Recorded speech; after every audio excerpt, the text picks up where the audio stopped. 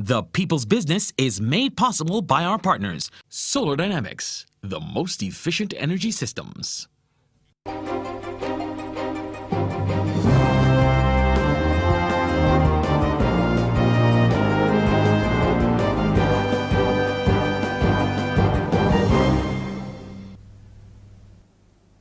A pleasant good night to you. I'm Shane Seeley and welcome to the People's Business. And tonight's topic, a very interesting one, the Metaverse. The benefits, opportunities, and challenges.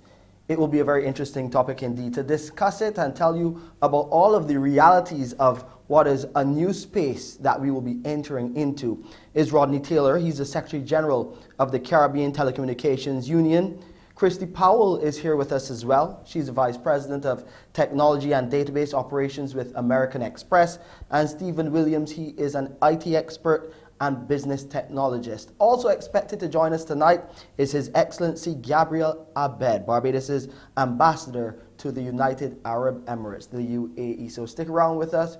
We'll have a lot to talk about as we find out a bit more about the Metaverse. We'll be back after this break.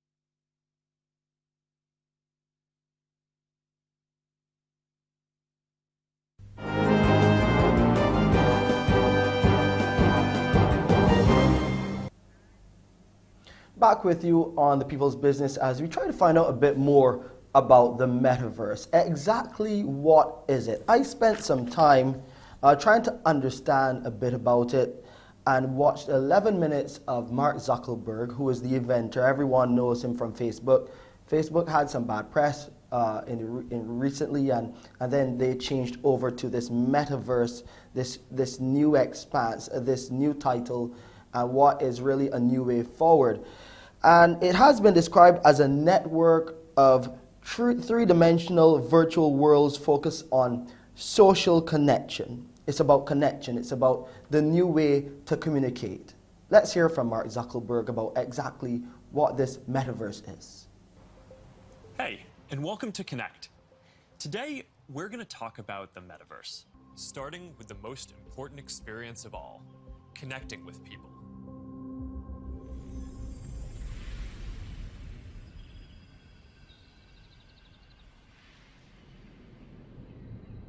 Imagine you put on your glasses or headset and you're instantly in your home space. It has parts of your physical home recreated virtually, it has things that are only possible virtually, and it has an incredibly inspiring view of whatever you find most beautiful. Hey, are you coming? Yeah, just gotta find something to wear.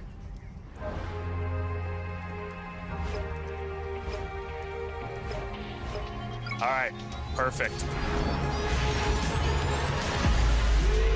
Boy. Oh, hey, Mark. Hey, what's going on? Hi. Mark. What's up, Mark? Whoa, we're floating in space? Who made this place? It's awesome. Right? It's from a crater I met in LA. This place is amazing. Boz, is that you? Of course it's me. You know I had to be the robot, man. I thought I was supposed to be the robot. Whoa. I knew you were bluffing. It's virtual reality, but will it become our new reality? Will this become the new way that we relate in the years to come? So Rodney, Kristie, and Stephen, so good to have you on because many people are asking questions about what this Metaverse will mean for the future of social interaction, for the future of work, and for the future of entertainment as well. Rodney, since you really delve into communication in a big way. So let's start with you. Talk about what this Metaverse really is and what does it mean for the average Barbadian and Caribbean person. Good evening, Shane. Good evening to your audience as well. I trust you can hear me well. Hearing you loud and clear, Rodney.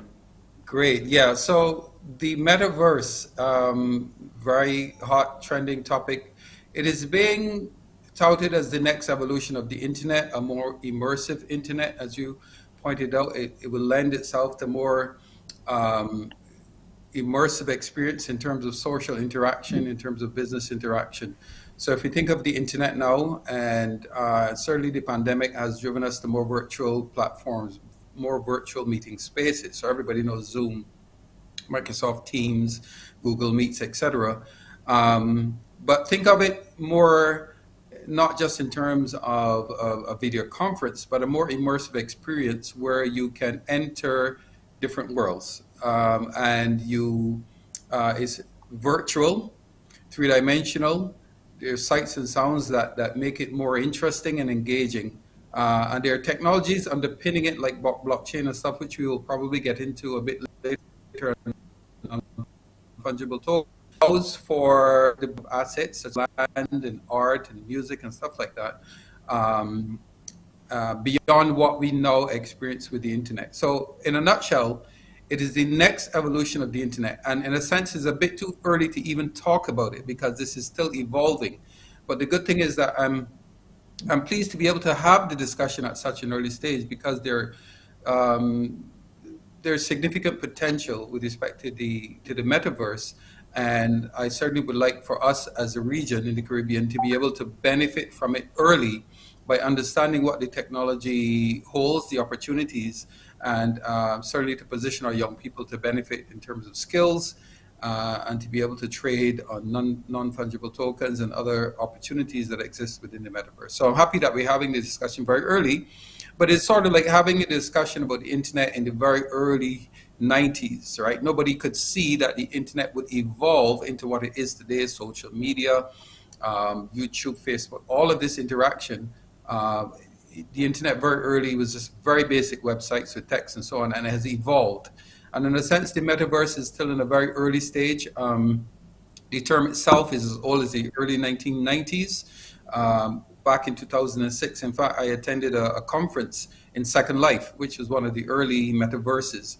But certainly things have shifted within recent times, and you can see even with the transition of Facebook, the rebranding of such a big and influential company to Meta is a clear indication that they themselves, as technology leaders, see this as the next big thing. So I'll stop there for now. Yes, it would be interesting to come back to talk about Meta/Facebook because they've been in the news a lot recently, losing billions of dollars as a company. And I don't know, is there a connection there?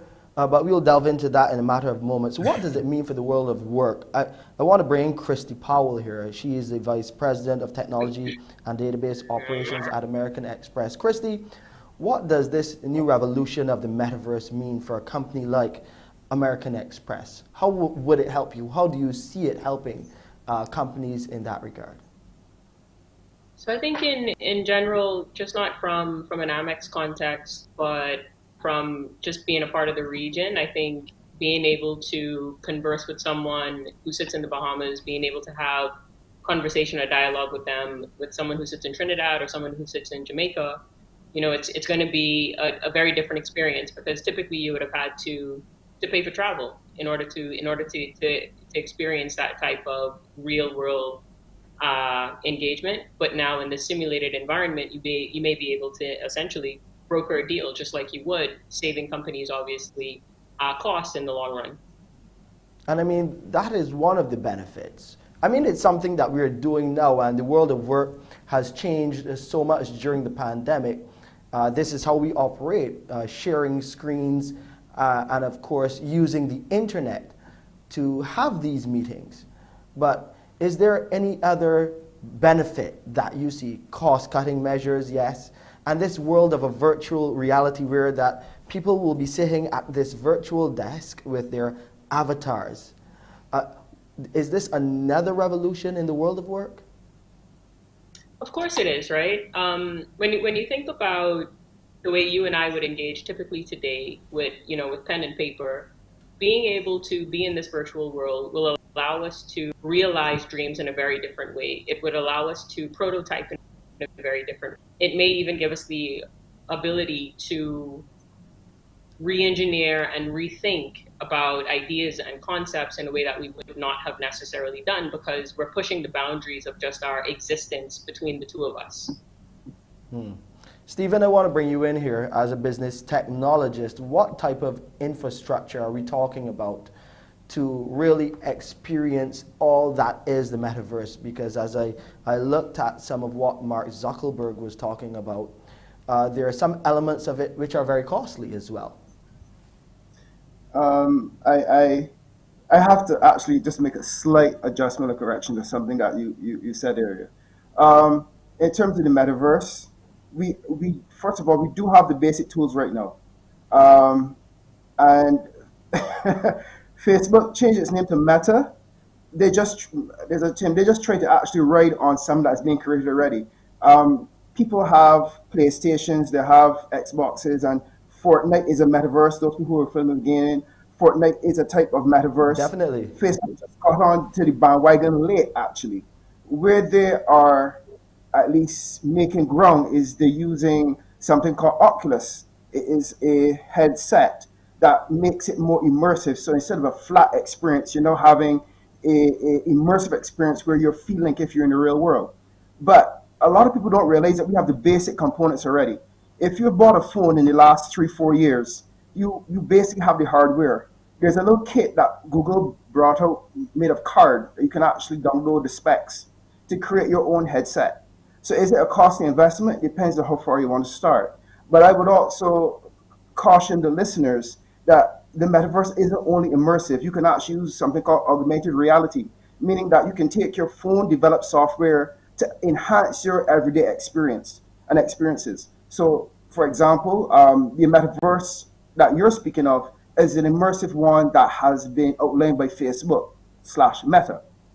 But we've been building this metaverse in many different aspects, from a gaming perspective and also from augmented reality. Augmented reality is just what you see every day visually and using technology to enhance that experience. So, for example, I go to Buster statue and I want to find out more about it. I can take my phone, hold up in front of the monument, and information is basically there talking about Buster, talking about, basically the riots and the revolution of Buster, those types of experiences. You go into different monuments across Barbados is some of the aspects that we can get into and actually build on right now. So is it a costly investment? It depends on how deep you want to go. If you want to be a developer, you have to spend some money. If you want to experience it right now, you can actually probably, get one of those kits that are made out of cardboard, simple card, and put it over your eyes, all right, and have a similar experience, a cheap experience into the metaverse to start. So it all depends on the investment that you want to actually go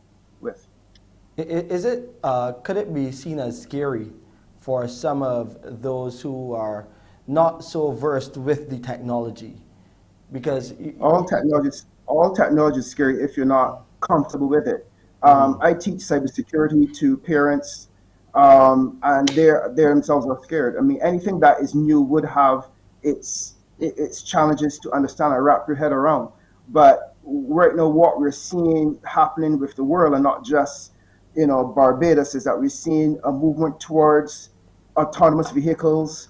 We're seeing a movement towards, we're now talking about the metaverse, and these things require us to take a leap of faith to know that they will work and they will provide that benefit. So is it scary? It's challenging. Some aspects will be scary. Wrap your head around technology is not going to be easy. It's going to be challenging. And I don't take it lightly how we are facing it, right? But the thing is, I compliment on the people's business for actually starting a discussion, because this demystifies it in that regard. And I really hope that people get a chance to really understand it. As I said, Rodney and Kristie and Stephen, I watched that video from Mark Zuckerberg for 11 minutes. And at the end of it, I was still quite confused. He spoke about these 5mm goggles that can take you into a world. You see, you create an avatar of yourself, you sit down at a table and you have these discussions, you can play games, you can do so many different things. But this alternate reality, what does it do? Isn't it taking away from this real world experience, like the touch, the feel? We're going into Valentine's Day tomorrow. the love that we share from those personal connections. Let's start with Stephen first on this because he's the IT expert. Well, hey, we all here are IT experts now, right? And we have somebody from, right. So, what I would say is though, is if anyone wants to get an understanding of where we're going, there's a picture called Ready Player One, and that's how I introduce people to it. In Ready Player One, there were I remember that movie. Right. So people put on a suit, goggles, and a full suit. And if you touch some person in the metaverse, their version of the metaverse, so the person can be in Japan and you in Australia and some person in Barbados, you can actually see that touch on your body. The suit kind of triggers that touch sensation. Right now, as we are speaking right now, there's technology developed where people are having a glass. It looks like a wine glass that has an electronic component where you can put water in it, and some person can program it to have different flavors. So what you're talking about is taken away from the everyday senses that we look, smell, and touch. But there's a compensation that's happening right now where just what you said, people are facing those challenges and saying, well, look, if you want to have a drink with some person in Australia and they're having a martini, can I have a martini with that person, like if we were right next to each other? And basically it looks like a normal wine glass, or it looks like, I think it's a cocktail glass. And this cocktail glass, you pour in water, and the app on your phone basically says, you tell it what you want. You want a cocktail, you want a vodka, and it tricks your tongue into thinking that you're drinking vodka. Yeah, you get no buzz from it, so that may be a bummer. But the point is, that experience where you said, are we taken away from the everyday reality of our senses, is being addressed currently in rudimentary rate. And Rodney is right. We are at the embryonic stage of it right now. Meta does not have a dominant position to hold. It's still being built out, like the first days of web, where it was just pictures and text. So it's open fields for Barbadians to contribute. It's open fields for anyone to contribute because it is such an early stage that all these things you just pointed out are opportunities for people to develop and solve. Yeah, and that's what we want to talk about after we come back from this break, the opportunities for the average Barbadian to make a living, to find employment in this new reality, the metaverse. So when we come back, we'll talk about that. We also want to talk about Barbados's first steps into the metaverse. As you know, Barbados is the first country to set up an embassy in the metaverse. So all of that and a whole lot more. And of course, callers, you can chime in too. You know those numbers to call, 228-5562, 228-5563. You can ask questions to our panel about what this metaverse really is, and we'll try to get to the bottom of it as we take you through this journey of a new virtual reality in the metaverse. So we'll be back after this quick commercial break.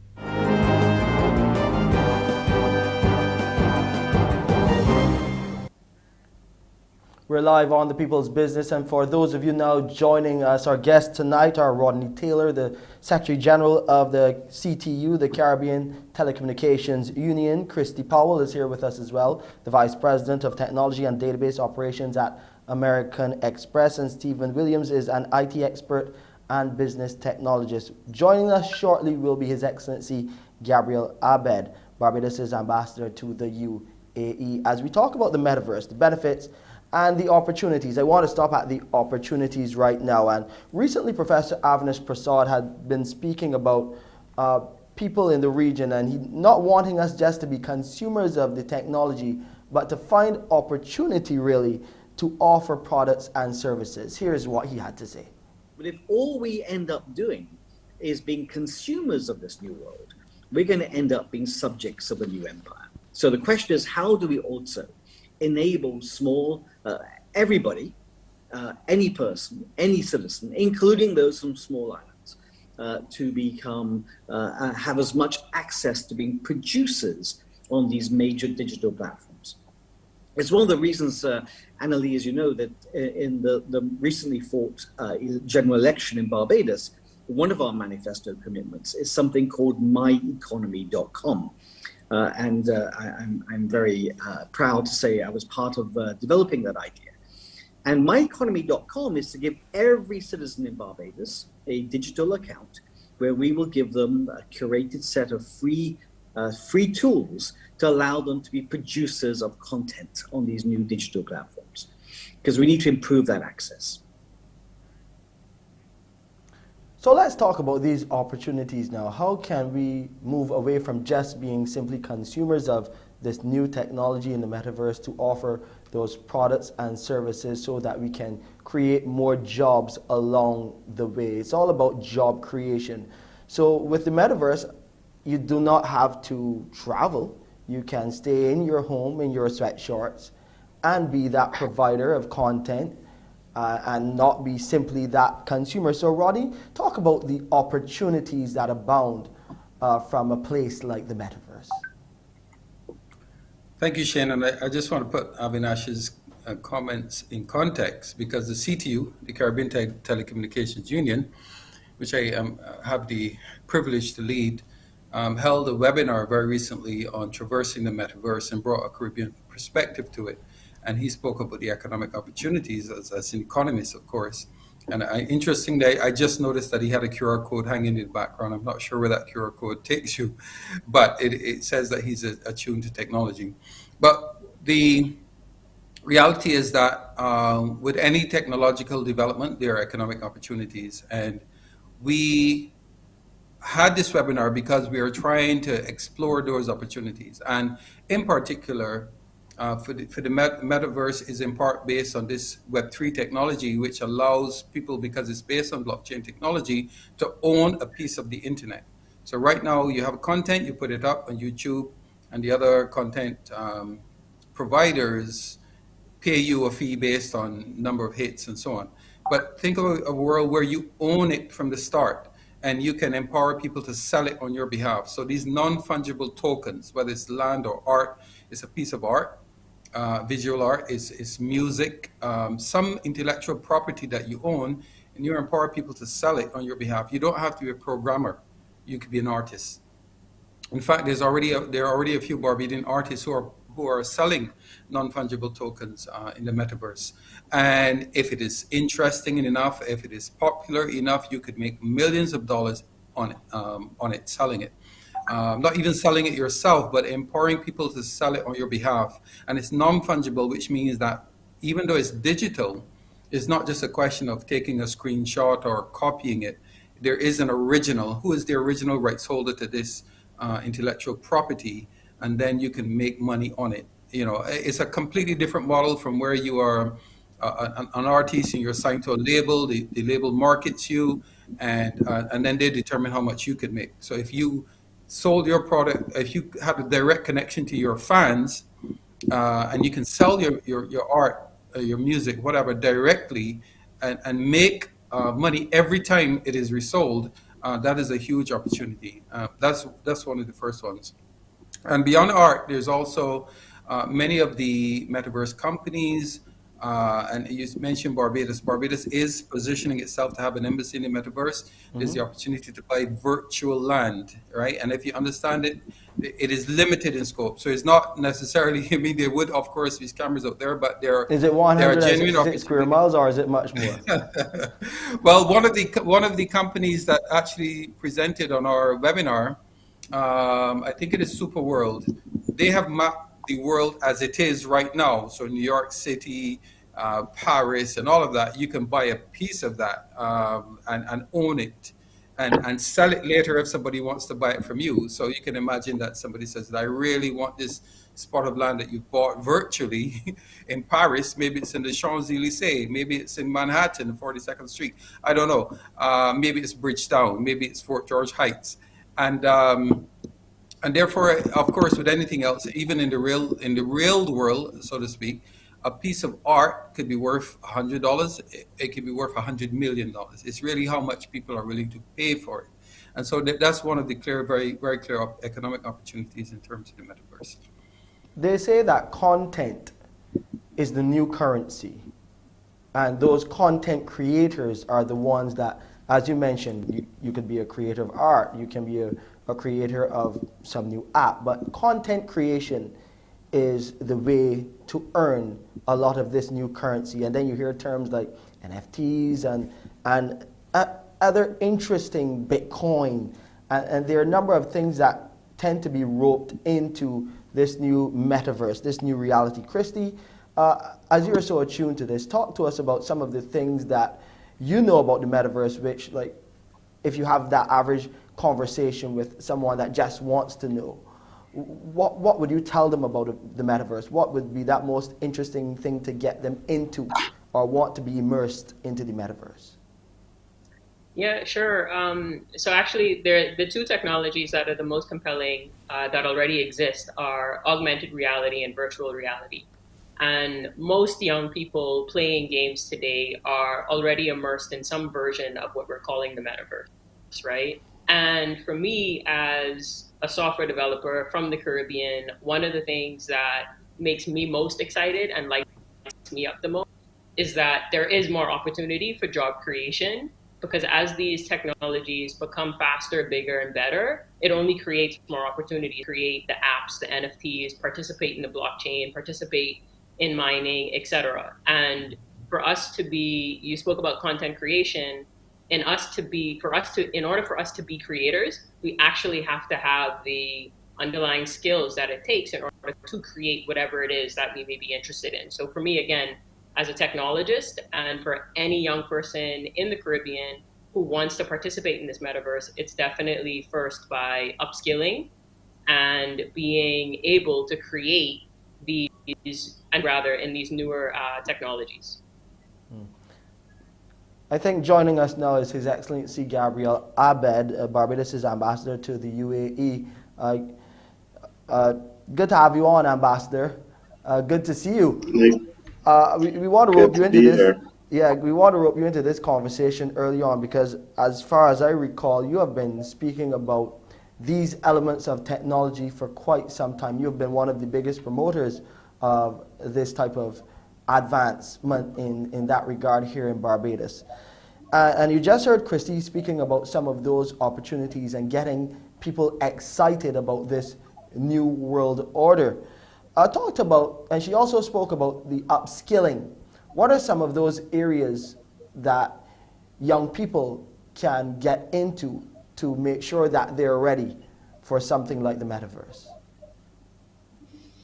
I think it's really around many of the jobs that you're seeing today in the digital field. So you can have anywhere from as basic as someone who can do graphics and general arts, and I'm referring to the digital side of things, all the way up to software and development and programming.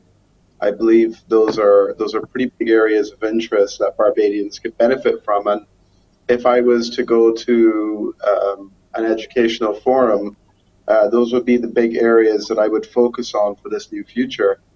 The honest truth is that what we're seeing right now is unprecedented growth in this new industry. And it really does open up quite a few doors for young Barbadians to enter this space. And I think you just said it. Content is the new currency. And it's for them to start creating new types of digital content that the world is hungry for.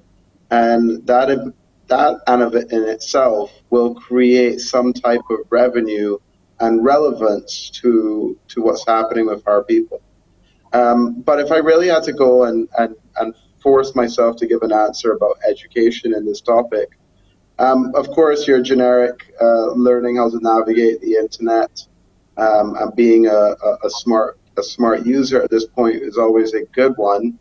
But to go specifically further, if you do have excess capital, buying an immersive headset, VR headset like the Oculus Rift, as an example, it's one of these big headsets that you can put on, and it gives you a different type of experience for what the metaverse is going to be, or at least what it can become, and that's just the start of it. So one of the greatest ways that you can educate yourself is actually by immersing yourself in this technology and playing with it firsthand. And then after that, if you see something that you like, go after that specific area of it. You spoke about demand just now. Where do you see the biggest demand in terms of content creation and the areas where young people getting involved can really make a splash?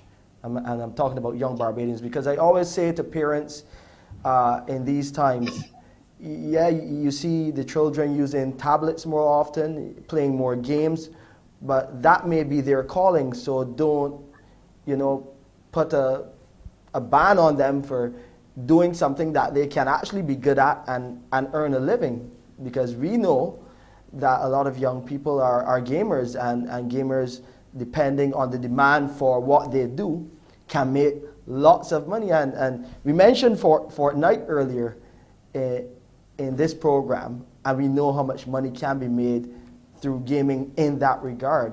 So what are the big areas that you think are that can really create that demand here for young Barbadians? I guess I'll break it down in three sections. The first section that I'm seeing are people learning how to interact with the technology. So what that means is I can go and buy or sell or mint a digital piece of art. And that's growing pretty popular in the NFT space, the online digital art space. It's where you find young persons learning how to interact with this new type of digital content. And because they have spent the time to learn it, they have the edge on being able to buy particular pieces before others can. And that results in profits being yielded in early access to specific types of things. So the first one is really becoming a digital user of the product. And that means actually figuring out how the metaverse works, how to load a wallet, how to sell a particular item or digital property.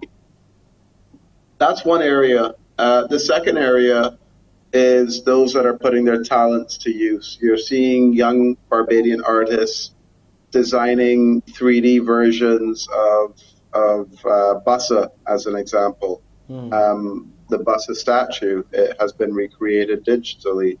You're seeing artists create a new theme for shadow houses virtually.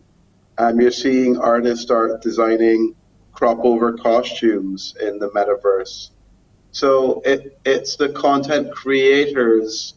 You have this artist like Chantal, a Barbadian artist who was one of the first in the world to sell digital rights around her songs as NFTs. So the second way that I see people making money is by contributing their skill sets and their talents to this field. And the third way is auxiliary. And this is where you may have a skill in the other world, in the real world, and you're transferring it into the metaverse. And let me give you an example. An architect right now designs beautiful buildings. Every building we see in Barbados has probably been done by an architect. Those same skills transfer over into the metaverse. An architect can now enter the metaverse and design a virtual building on the level you want. So that auxiliary service being applied becomes a way that Barbadian can apply their current skills into this new world called the metaverse and make money. I hope explaining those three various facets helped. Waiting on the line. We have to take a quick pause first, and then we'll come back and get some of those callers in to find out what they want to know about the metaverse. We'll be back in a moment.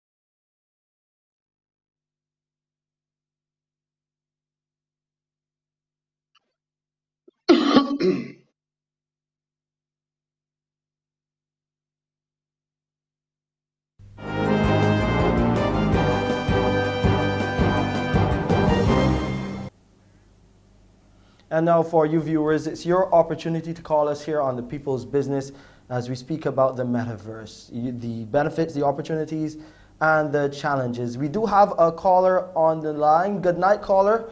What's your question? Good night. We talk about metaverse. I'm a content creator. I know people who are dabbling in NFTs. But let's be realistic. If we don't have the legal framework in place, we're wasting time. I know people who are dabbling in NFTs and have to set up a bank account overseas. Doesn't make sense. We have to get up to scratch, otherwise the boat will leave us early. And that's all I have to say pretty much. Thank you so much, caller. So is the framework in place for Barbadians to take advantage of the elements and the opportunities that exist in the metaverse? Rodney, you want to take a crack at that question? I think Ambassador Abed is sort of like the best person to throw that question to. He's very versed in financial services and digital currency, mobile money, and some of the issues with the banking sector, because I totally agree that we have to be able to trade. If I create art, to be able to receive funds in my local bank account or to receive funds in my virtual wallet and be able to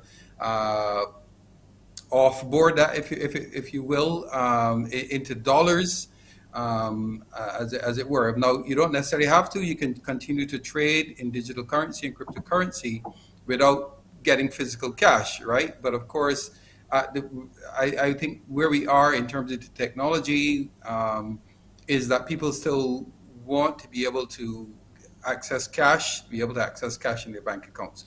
But you could trade in cryptocurrencies without having to get physical dollars. But there are challenges with respect to local bank accounts and linking it to digital wallets. And I, based on what I know of his background, I would throw that question to Ambassador Abed, and I'd love to hear his views on that. The floor is yours, Ambassador Abed. Thank you, Mr. Taylor. You know, when I think about this, the way it was framed by the caller, I would say it's probably 5% legislative and 95% banking. And let me extrapolate and explain a little bit. The laws in Barbados are not such that they're prohibitive from any Barbadian buying, selling, holding cryptocurrencies, Bitcoin, NFTs, digital assets in general. As a matter of fact, our laws are such that it's less about the technology and more about the activity, and there's nothing in the activities being done that Barbados laws prohibit. So let's get that out of the way. And legislation coming in place would only be for very special situations or even service providers. But as a consumer, you have a pretty easy pathway when it comes to the laws of Barbados. The issue comes not from our legislative departments or documents. The issue comes from our banking sector that have taken the position collectively, all 5 of our commercial banks operating in Barbados, prohibit the provisioning of accounts to anybody dealing or transacting with cryptocurrencies. And that has a pretty dire and negative impact on the people of Barbados. And it's because it's prohibiting a Bajan from being able to sell or buy a Bitcoin or an NFT or an Ethereum, whatever asset class there is, and receive those payments to their bank account to spend it locally. And that causes quite a bit of damage to the growth of an ecosystem, to the opportunities given to a people, to the potential to bring in foreign reserves. So we are facing a system right now of where the banks, as far as I can remember, and this is going back 8 to 10 years, have actively shut down or prohibited Barbadians from participating in this field. And that right there is 9 out of 10 of the problems when it comes to participating. So people inherently turn around and say, well, it's the government's fault. And unfortunately, the government can't force this private organization called a bank to do anything. And it's something that I believe is the main key to holding us back from our involvement in this industry. So I really want you and Stephen to answer this next question. What can we do then? Because it seems like a situation when you're spinning top in mud, where you have the banks, by what you're saying, resisting a new movement which can generate some prosperity for the average Barbadian content creator or what have you. So what action can be taken to address this situation? Is it new legislation? Is it dealing specifically with the banks itself? And why is the bank resisting going in this direction? Stephen, do you want me to take this? And then I do you want me to take the first part? Yeah, Excellency, let me jump in a second. I just wanted to show you how deep the problem is. We cannot point to one e-commerce platform in Barbados after 25 years. We're talking about going into the metaverse with a whole new fintech philosophy, but yet we do not have for ourselves basic website e-commerce infrastructure for Barbados that's local. I'm hearing about you have to go to PayPal, you have to go to all these other external sources. Now, e-commerce engines or e-commerce backend engines is something that should be not even a mystery anymore. But we don't even have that. And that's because we have a banking sector that is dragging their feet for they know why. And the only thing that will change it, we have credit unions that were talking about being a bank for years. Okay? And the only way to solve this, government can't solve it because I hate to hear why the government can't. It's one of those pet peeves that I have. Why the government can't, why the government can't. This is our country. It belongs to every citizen of Barbados. Therefore, where is most citizens active? In the credit unions. There's nothing stopping the credit unions right now from collectively forming their own bank, take it out of the hands of government, take it out of the hands of the Canadian Empire, and we form our own bank and providing those services. Nothing stopping us. I will give way to His Excellency right now, but that is a pet peeve of mine because we're talking about the metaverse, we're talking about cryptocurrencies and all these sorts. We can't get e-commerce right yet. So we need to get e-commerce right. And I heard the caller mentioning that you would need to set up something like an offshore account to really get your money's worth from being in the metaverse or just being involved in the cryptocurrency world, etc. Ambassador Abed, you want to add to Stephen's comments? Yeah, it's just a twist on what he said. He's completely accurate. And the twist would be in line with what he is proposing, and that is a new bank. Barbados can benefit from competition in the banking space at this moment. It's not just the prohibitive and risk-free nature that banks handle Barbados with. I mean, the issues are long, from large fees being drawn on people's accounts on a monthly basis or per activity basis, how hard it is for the average Barbadian to get a mortgage or a small business loan, all the way down to the technology used. In some instances, we're still forced to go and stand up in bank lines. So in general, I think the problem that we're facing is not having enough competition in the banking arena. And I think if the government had to step in, I would say the step in should be one where the barriers to entry were reduced, and therefore the barriers to entry to become a regulated financial institution were reduced, thus allowing many more international banks and locally operated banks to start popping up, because it's only when we have options and diversity in our financial services sector is when we would be able to start behaving like global citizens. So when we talk about these internet products, like whether it's e-commerce or buying Bitcoin or getting paid in the Metaverse, these are global financial topics. And until we can start sitting fairly at that table, we're always going to be held back.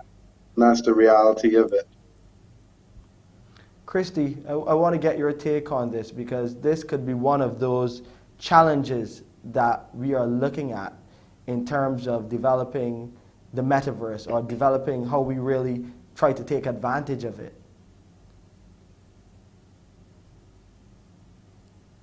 Absolutely correct, right? When he started to speak, I started to feel the emotion and passion on this side as well. And I feel the same way.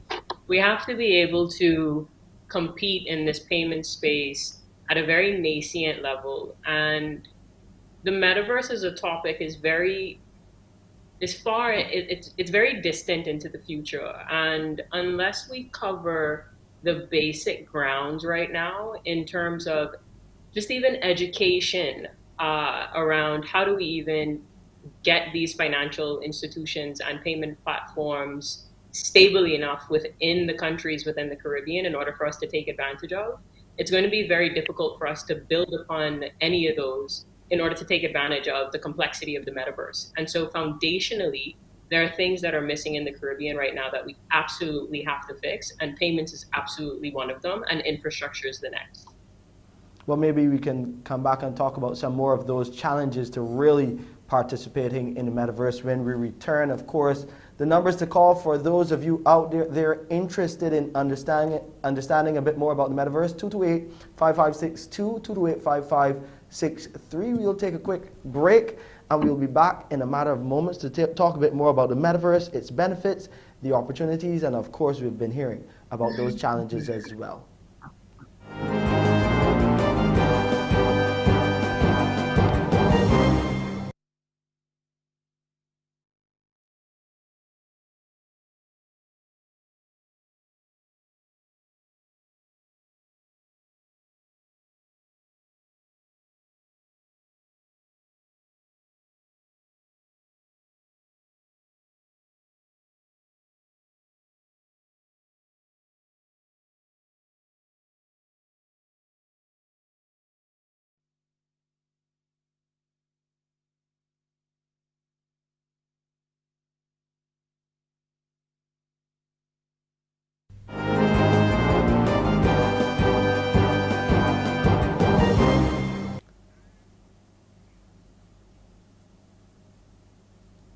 We still have so much to talk about on the People's Business with Rodney Taylor, Gabriel Abed, His Excellency Barbados' Ambassador to the United Arab Emirates. Of course, Rodney is with the Caribbean Telecommunications Union, the Secretary General with the organization. Kristie Powell, she's the Vice President of Technology and Database Operations with American Express. And Stephen Williams, he is a business technologist. We've been talking about some of those challenges. What are some of the other challenges that you can highlight as we look to take we're looking to take advantage to something that a framework is not completely in place. Barbados set up an embassy within the metaverse. Can we take advantage through the embassy that has been established there, or are the hindrances that we've been talking about over the last few minutes too big of an obstacle to really start to look to get into this metaverse space? Who takes that question? Rodney? I guess I could Well, take that one. yeah, if you're talking embassy, I would definitely give way to Ambassador. His Excellency. Go ahead, Ambassador.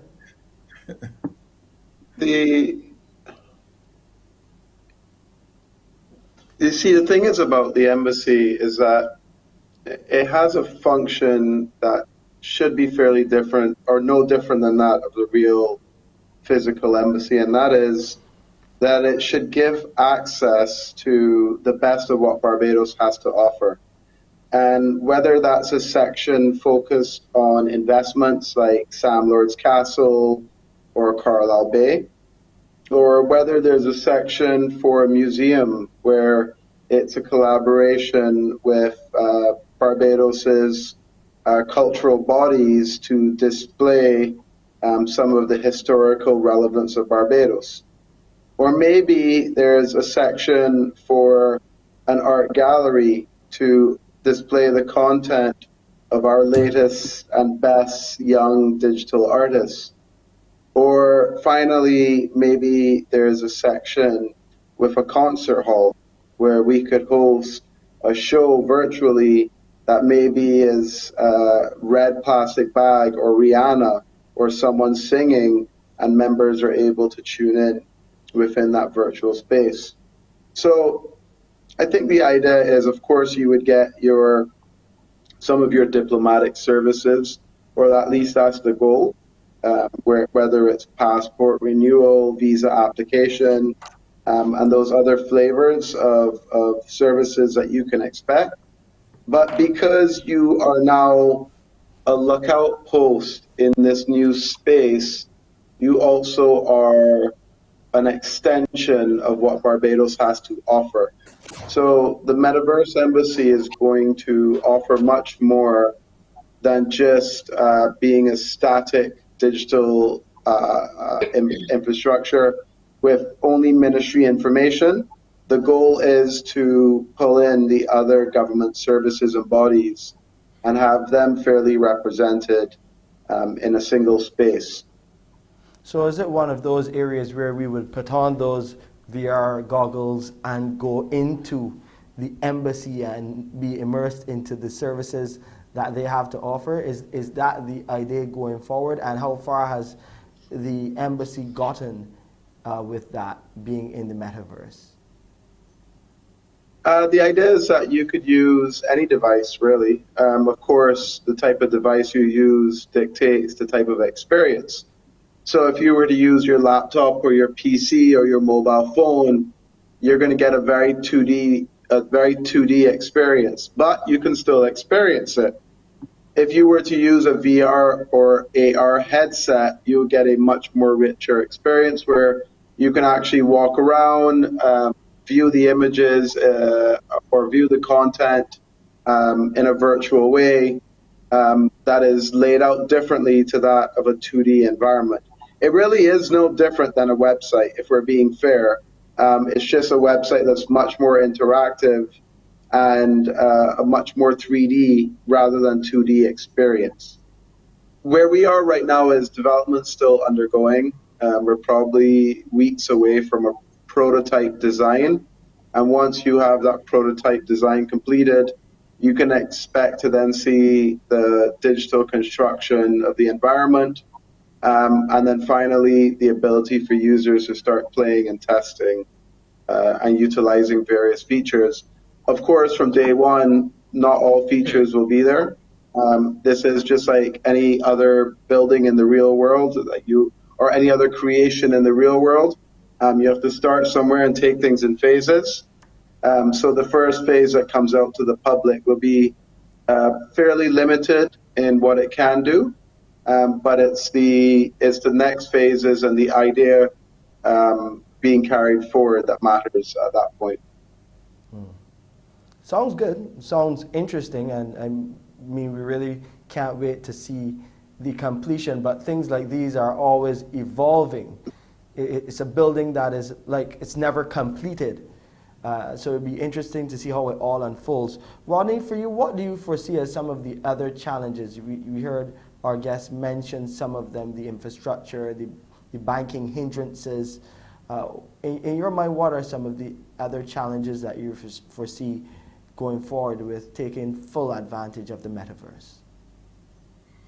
Yeah, I'll speak just before I speak to some other challenges. I really wanted to commend Barbados, the government of Barbados, of course, in terms of the metaverse being led by Ambassador Abed on the establishment of the embassy, because beyond the benefits of having the embassy itself, it is sort of positioning Barbados at the forefront of the metaverse. And yes, we spoke about as far back as 2006-07 in Second Life, other entities establishing institutions, including a virtual embassy like the Maldives, for example, in the metaverse. But this is a sort of a different paradigm, and I think Barbados is a clever move, right, beyond the actual benefits, to be able to position itself and be at the forefront of the conversation. And if you look around, you'll see also that St. Vincent and the Grenadines is talking about having a virtual carnival. And I think it is sort of because of the advancements in the technology, but also because of the pandemic and the fact that a lot of the in-person events and meetings, even the carnival in Trinidad, which is such a big economic earner for Trinidad and Tobago, has not been held. Can you imagine that? For last year, this year there's a taste of carnival. So that has sort of forced people into how can we enhance the virtual experience. Now, in terms of challenges, we spoke about the challenges in the financial and banking sector. Skills is one of the areas that we spoke about in our webinar, and how do we position our young people. So yes, there are opportunities for artists and so on that create, but at the end of the day, when you look at virtual worlds, you're talking about programming, development, you're talking about graphic arts, to make it immersive. It has to look real, it has to feel real, it has to be interesting to people and engaging. And at the moment, like I said in the beginning, we are at a very early stage. So you may look and see some of the avatars are not quite lifelike, but certainly when we look at the first evolution of the internet and what it is now, it is vastly different, right? And I think the metaverse will be vastly different in 2 to 3 years, even 5 years time. If you think in terms of what are some of the inflection points in technology, mobile phones, the touch screen, the development of the iPhone with its touch screen was a game changer. And we think that as technology advances, as computing power advances, the metaverse is in a sense power hungry in terms of its computing capacity and so on to render these virtual worlds. But as that computing power increases, as artificial intelligence increases, then what you will see is a completely different paradigm. So immersive experiences. So the skills, programming, graphic artists and so on. And for us in the region is to be able to develop those skills very early. And that's why you had on our webinar a complete discussion on the skills. And we had the head of the computer engineering department, University of the West Indies in Augusta, and we intend to follow up with a workshop with our young people on the skills. And there's nobody that can tell you that I'm a metaverse expert per se, because it is so at a very early stage. And a lot of the skills, the programming skills will transition, the gaming skills and so on will transition into the metaverse. But the challenge for us is to make sure that our young people are ready. And we know the Silicon Valleys and so on continuously are at the forefront of this. But what we want is to reposition the Caribbean to be at the forefront. And therefore, we have to have the skills. And we have to attract the skills into the region if we want to be at the forefront of this next evolution. And staying on that topic, skills and the education needed in that regard. So when you see your children now on the tablet and they're playing Roblox or some of these other virtual immersive games. Do we stop that? Do we curb it? What action should you take now as a parent? I'll put that one to Stephen.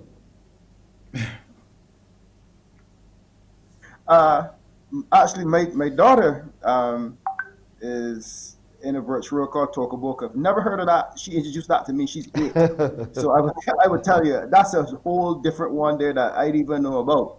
But what I would say is your children need to be monitored, and you should be aware of whatever technology and technologies they take part in regardless. Needless to say, it means that you should also get involved in understanding it. Because I had one parent, this was years ago, who said, she was frustrated with her child playing video games all the time. Yet, electronic sports is now a multi-billion-dollar industry where people are paid to play games professionally. And, no one would have thought that electronic sports has overtaken physically played sports and as the money earner. So I would say everything needs some level of monitoring and management and measurement, but I would say encourage your child to be as interested as they want to be, but you guide them in how deep and how fast they go. Let me say though, I would also encourage, and I will have to say this, there needs to be what is missing, what we didn't touch on tonight, is the fact that we need to now do cross-fertilization. What I'm hearing is programmers and graphic artists, but guess what? Programmers and graphic artists don't naturally speak. One of my stints is teaching at BCC, and I've been encouraging BCC to have co-integrated projects. So the programmers would do a programming project for a particular outcome, and the graphic artist would do some graphic project for that particular outcome. What we are not doing in Barbados is cross-fertilization, which is something the United States is very good at. They're very good at hybrids. We like silos and stacks, and that's one thing that's holding us back as well too. So you're telling the graphic artist to go and learn about Bitcoin and other forms of cryptocurrency and minting nifties, and telling the programmers the same thing. I think those two people should be talking. I think business technology should be speaking to programmers, should be speaking to graphic artists, and we all have a conversation. And that needs to be a national dialogue as well. So what I would say is that we need to have a national forum, get past people's business, and now make it the national business of looking to exploit the technology before we watch another ship go by. Yeah, it reminds me of the advancements that Barbados made in solar technology, and then to see other countries surpass what we have done, and then we are playing catch up. So we hope that we don't follow suit with this, as we've made some steps to get into the metaverse, but there are some bridges that we have to cross. I know that you mentioned the banking sector and the challenges there, so at least the conversation has started, and we know that, or we can only hope that it will get better from here as we try to address some of those issues. Callers, if you have questions, those numbers are there at the bottom of your screen, 228-5562, 228-5563. You can also watch us right there on Facebook at CBC Barbados as well. We'll take a break here and we'll be right back.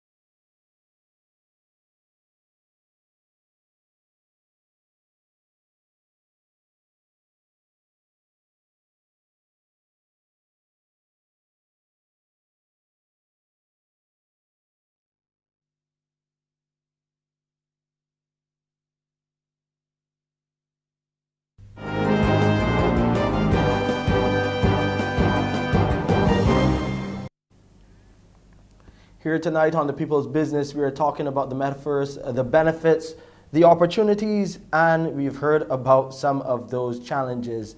And we have some callers online. We are sorry that we had you on standby. This conversation has really taken some interesting twists and turns. We have a caller on the line. Good night, caller. What's your question? Hello. Good night. Hello? Good night. Welcome Good to night. The People's Business. No, I've heard the gentlemen. Hello. Yes, we're still hearing you. Yeah, no, I've heard the gentlemen are saying that this metaverse can make millions, but since they are the people who are versed in the technology, wouldn't it be good if these gentlemen could use their technology to earn these millions for Barbados? If they know the technology, so I would think they should be able to put it to good use and earn the millions. Isn't that so? Well, we'll find out. No, maybe they have. We don't know. We don't know what is on people's bank accounts. So, an interesting question here from our caller.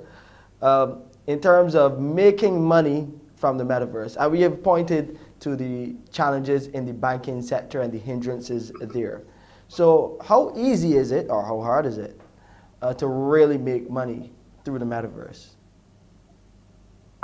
Sorry, I will say is that for if me? I may. Oh.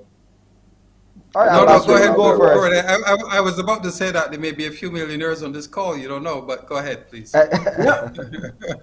Stephen, they're smiling. Stephen, you've been doing IT since I could barely walk. You've been in this game longer than anybody else. The verdict is on Stephen being the millionaire. So what about Kristie? Yeah. Well, it could be everybody, you know. Like next, Rodney might be the owner of a board A. But how can we really tap into making that Let's kind of be money? realistic a second here. You can make millions of dollars in any field, period. You can make $1 million selling hot dogs.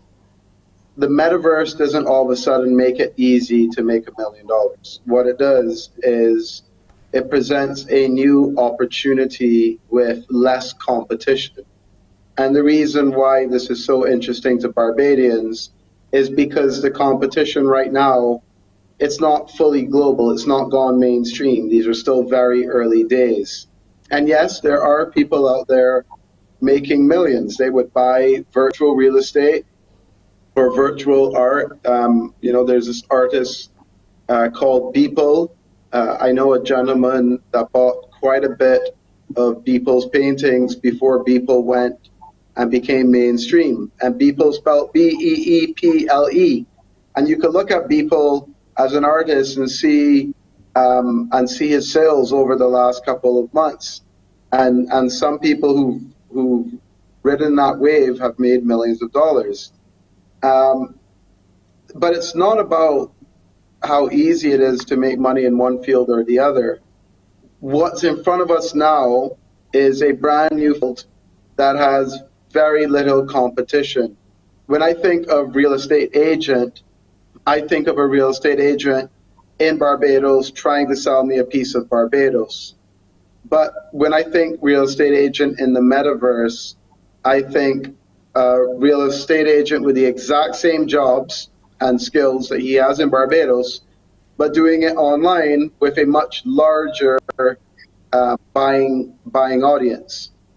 And it's from that position of, if I could take my skills that I already have, such as I know how to buy and sell land, if I did that virtually, where competition is next to zero or very small, then I become a big deal if this technology becomes what it's meant to be. So the short answer of, can you make millions in this industry, is yes. How do you go about it? I couldn't tell you that. You would have to go your own path and your own journey. And with those who do have the skill sets to participate in this arena, you have persons like myself who do have the skill sets to build, to deploy, to design, and I am currently doing it as a metaverse embassy for our government and by our government.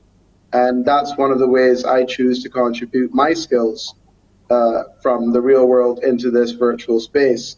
And there's many others who may opt to do the same. It doesn't necessarily always have to amount to a dollar sign at the end. People are incentivized through different things. Indeed. Rodney, you want to talk about how you've made your millions, you're looking to make your millions in the metaverse, but just helping people to understand what the journey could look like. Ambassador Abed painted a perfect picture there for basically being original. It's all about coming up with that original concept which people can buy into, which becomes or creates some level of demand. Yes, thank you, Shane. And Ambassador Abed is one of the early investors in Bitcoin, and his story is out there, so you can go and Google it and see, right? For me, and as Ambassador pointed out, it's not necessarily about making millions. Where I sit in terms of being the head of a regional organization promoting technology within the Caribbean, it is about advising governments on the appropriate policies and legislations that enable all of the Caribbean population, young people, old people, or senior citizens might be the more politically correct term, but everyone to make money, to take advantage of the opportunities, and not necessarily to be beholden to, say, the Silicon Valley, as I pointed out. So from where I sit, we advise on policy. So yes, there are opportunities to make money and so on, but where we sit, we advise on policies that create the enabling environment, right? That doesn't stymie innovation. And again, going back to Ambassador Abed, one of the pioneers of mobile money, with money in Barbados, the ability to pull up your mobile phone and send money to anyone. So that empowers small and micro enterprises. So if you're a landscaper, cutting grass, you're selling coconuts, that empowered you to be able to be paid even without having a bank account. $5, $10, $20, what have you. And that is the power of the technology. So from where I sit is to be able to advise governments on the policies that enable economic opportunities for everyone. So we're not necessarily here on this call to be self-serving, to say, well, this is the opportunity, let us make money. These are the opportunities to make money. And this is the enabling environment that empowers people within the region to make money as well, and not for the sake of making money, but to pull themselves out of poverty, to create economic opportunities for them and for their families. Yeah. So I may have missed your original question, sorry, but I wanted to get back on this issue of making money. And it's not really all about that. For us on this call, it really, from where I sit, is about creating the opportunity for us as a region to advance our own social and economic development. Yeah, it's about pointing people really in the right direction, giving people options because everyone wouldn't want to be a part of the metaverse.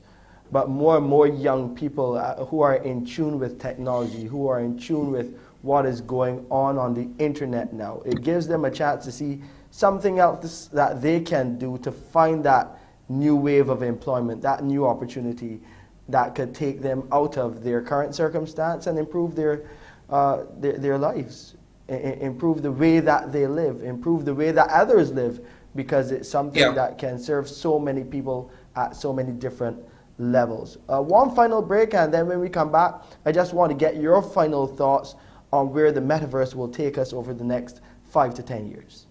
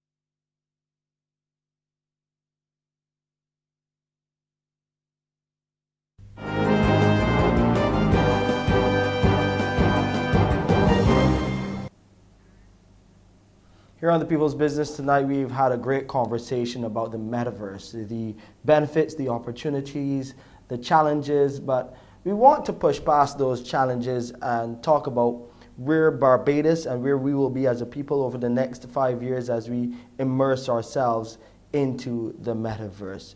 So His Excellency Gabriel Abed, he was the last to join us. Let him be the first to give his final thoughts, especially as you are working on this embassy, building out this embassy, which more people will be signing on to, not only here in Barbados, but across the world. What will that embassy, for instance, look like in the next 5 to 10 years? Well, I imagine, right now the graphics that we are seeing in the current metaverses are fairly cartoon-like. So they're low fidelity, if you will. And I reckon within the next few years, we would see much higher fidelity prototypes, meaning that they would look less cartoonish and more realistic. So the environments would be very real world, closer to what we see today with some of the best graphics. But that's one area we would absolutely see some improvement, is the experience and moving away from the cartoonish aspect and moving towards realistic environments. But then the more important things that I think we'll see is the evolution of the hardware. Right now, a big part of how we experience this new world is with clunky headsets. They're really big and pretty ugly. And I would imagine that we're probably a few years away from some slick contact lens or a pair of goggles that you put on and get a whole different experience. But there's also the type of businesses that we see being offered. We've seen Nike, Adidas, Gucci, Macy's, all these huge brands have entered the metaverse. I would imagine they would start innovating the way they display their content. But more importantly, I think the way that we actually consume data is going to change. Right now, we're accustomed to seeing websites with a certain layout. We're accustomed to seeing an image or video following a certain design functionality. We haven't started to see that standard come about for metaverse information. How is content given to us when it's all around, when it's 360-degree, full peripherals? What does that type of content delivery look like, and how do we consume it? And I think the jury's still out on that. But, we could start already seeing some glimpses of the future. And that's what I'm excited about, is that I think if we can start becoming educated on these topics, we can become users of this technology, then we might be the next ones, a Barbadian might be the next one to see what the next application or functionality or service should be that might become the next $1 million business. Interesting. Stephen, your take on where the metaverse could take us over the next 5 years to a decade. Hopefully no one gets lost in the metaverse, because that could be a possibility as well. But talk to us about what you would like to see in the very near future as far as development with the metaverse here in Barbados. We understand there are hindrances, but maybe to address some of those hindrances over the next 5 to 10 years, how can we do that? I would start, Rodney, Gabby, sorry, His Excellency. We are old. This is for the young people.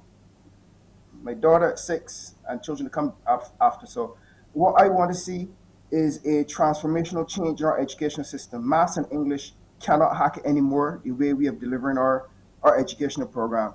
We cannot wait till people turn 18 to now give them the options of learning advanced or a new way of delivering on the education that will be needed for the metaverse. It has to start at my daughter's age. We have the basic components and tablets. So therefore, I would like to see the building blocks from the primary school age. I know we are rushing to do CXCs and we're looking at common interests in a different way. But if we do not position our young people, and when I say young, we're talking about 3, 5, 6, 7 years old, to think, learn, and act differently than how we were groomed to be, then we will have people like His Excellency Gabriel Abed as the anomaly. And we don't want anomalies. We want that it is intuitive for everyone to think that this is an opportunity for them. So right now, for me, what I want to see in the next 5 years is a change in the educational system. That has to happen.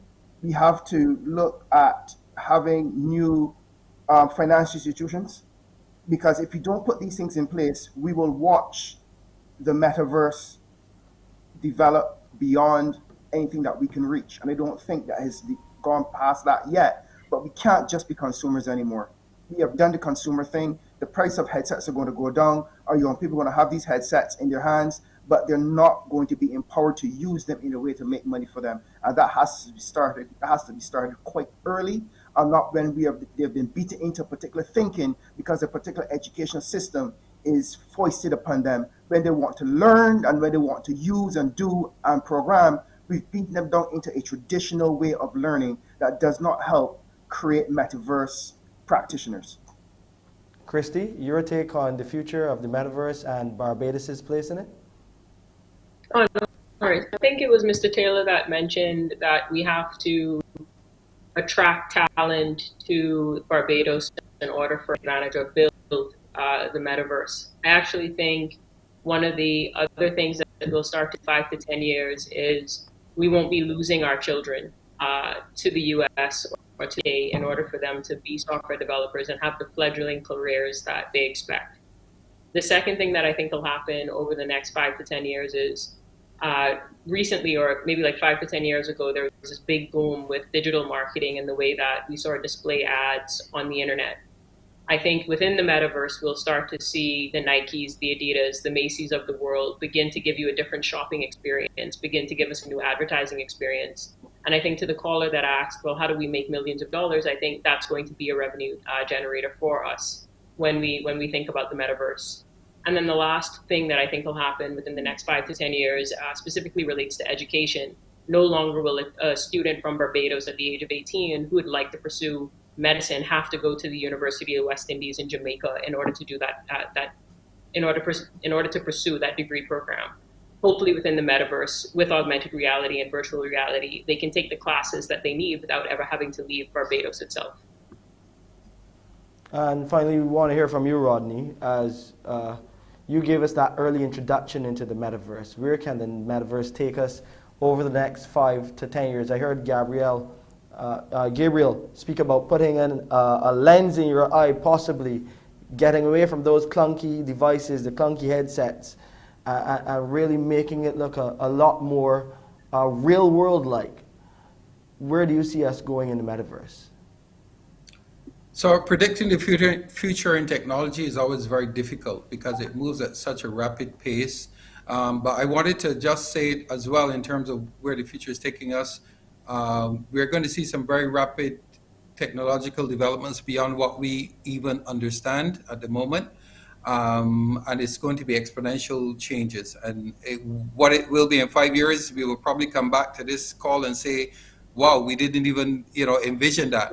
I also wanted to say, in terms of what Stephen said about it being about young people, yes, there are opportunities for young people, but understand clearly there are opportunities for everyone, not necessarily on the economic side in terms of making money, but how much do we pay to use Facebook, right? We don't pay to use Facebook because Facebook understands that the value is in the data, the value is in the social interaction.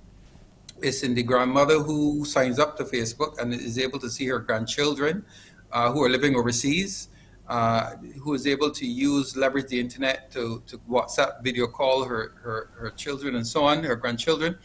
And so there are many opportunities beyond making money to interact socially and to have a better quality of life for persons who cannot leave home, perhaps, for persons who are confined in terms of physical space. So there's that social aspect of it that companies like Facebook have been able to leverage that data that shows the interactions and the connections in the network. So where it will lead, certainly we don't know for sure. The big headsets that we see now I think will disappear. You'll be able to put on a set of glasses like mine and enter a virtual world, Paris, and interact with people, have real conversations with them. We will be doing this call with you in a studio, not on Zoom, and it will be much more immersive, interactive. So we don't know, but we think it's a very exciting opportunity. As with all technological innovation, there are considerations for governments that they will have to ensure. With every good there's bad, so there will be crime, there will be money laundering, all of that within the metaverse, and therefore we have to ensure that governments are fully apprised of the issues. Yeah, you have to cover a number of bases, but the good thing is that we are making some steps in what seems like the right direction. I remember Stephen saying that we have to address those challenges that we have with the banking sector, allowing people to really make money in terms of the crypto and Bitcoin and addressing those nuances in the system. But also it's not just about making money. It's about, as you said, Rodney, having a better standard of living, having a new immersive lifestyle that gives you an opportunity to see something different, because in life it's all about creating new experiences. And this is definitely and will definitely be a new experience for so many people. A lot of young people have had it already in small doses, but as the technology improves, I'm pretty sure that everyone, whether young or old, will be taking their opportunity to get into the metaverse. I really want to thank all of you for joining me tonight to explain to the public what the metaverse is, what the benefits are, what the opportunities will be, and what some of the challenges are that exist. And I'm sure that these conversations will continue. Thank you again, Rodney Taylor. He's the Secretary General of the Caribbean Telecommunications Union. Kristie Powell is the Vice President of Technology and Database Operations with American Express. And Stephen Williams, he's an IT expert and business technologist. Also with us tonight, in and out, has been His Excellency Gabriel Abed. He is the Barbados's Gabriel Abed. He's Barbados's ambassador to the UAE. And thank you, viewers, for watching another edition of The People's Business. Good night, and enjoy the rest of your weekend.